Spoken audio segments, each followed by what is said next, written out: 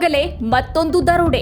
ಹೌದು, ದಾರಿ ಮಧ್ಯೆ 4 ಮುಸುಕುದಾರಿ ದರೋಡೆಕೋರರು ಉದ್ಯಮಿಯೊಬ್ಬರ ಕಾರನ್ನು ಅಡ್ಡಗಟ್ಟಿ ಮಾರಕಸ್ತ್ರ ತೋರಿಸಿ ಬೆದರಿಸಿ ಅವರನ್ನು ಎಳೆದಾಡಿ ಲಕ್ಷಾಂತರ ಹಣವಿದ್ದ ಬ್ಯಾಗ್ ಸಮೇತ ಕಾರನ್ನು ದರೋಡೆ ಮಾಡಿಕೊಂಡು ಪರಾರಿಯಾಗಿರುವ ಘಟನೆ ಇಂದು ಹಾಡುಹಗಲೇ ಜಯಪುರ ಪೊಲೀಸ್ ಠಾಣಾ ವ್ಯಾಪ್ತಿಯಲ್ಲಿ ನಡೆದಿದೆ.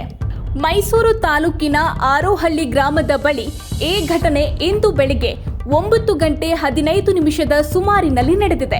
ಕೇರಳದ ಉದ್ಯಮಿ ಅಶ್ರಫ್ ಎಂಬುವವರು ಅಡಿಕೆ ಬೆಳೆ ಅಂದ್ರೆ ಚೇಣಿ ಖರೀದಿಸಲು ಲಕ್ಷಾಂತರ ಹಣವನ್ನು ಬ್ಯಾಗ್ನಲ್ಲಿಟ್ಟುಕೊಂಡು ಕಾರಿನಲ್ಲಿ ಇಂದು ಬೆಳಗ್ಗೆ ಜಯಪುರ ಹೋಬಳಿ ಮಾರ್ಗವಾಗಿ ಹೋಗುತ್ತಿದ್ದಾಗ 4 ಮುಸುಕುದಾರಿ ದರೋಡೆಕೋರರು ಮಾರ್ಗ ಮಧ್ಯೆ ರಸ್ತೆಯಲ್ಲಿ 2 ಕಾರುಗಳನ್ನು ಅಡ್ಡಲಾಗಿ ನಿಲ್ಲಿಸಿ ಇವರ ಕಾರನ್ನು ತಡೆದಿದ್ದಾರೆ.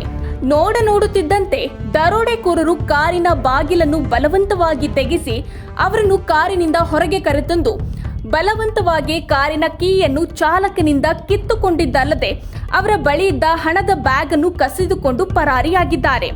ಈ ದೃಶ್ಯ ಸಿಸಿ ಕ್ಯಾಮೆರಾದಲ್ಲಿ ಸೆರೆಯಾಗಿದೆ.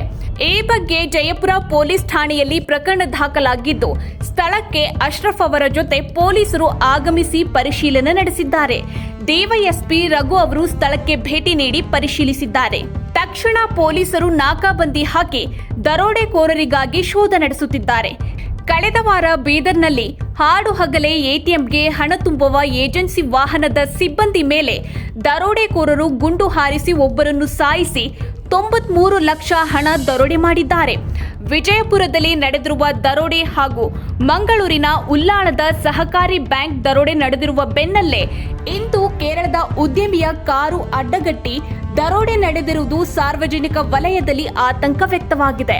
ಈ ಮಾಹಿತಿ ನಿಮಗೆ ಇಷ್ಟವಾಗಿದ್ದಲ್ಲಿ ಲೈಕ್ ಮಾಡಿ, NCIB ಟೈಮ್ಸ್ ಮೀಡಿಯಾ ಚಾನೆಲ್ನ ಸಬ್ಸ್ಕ್ರೈಬ್ ಮಾಡಿ.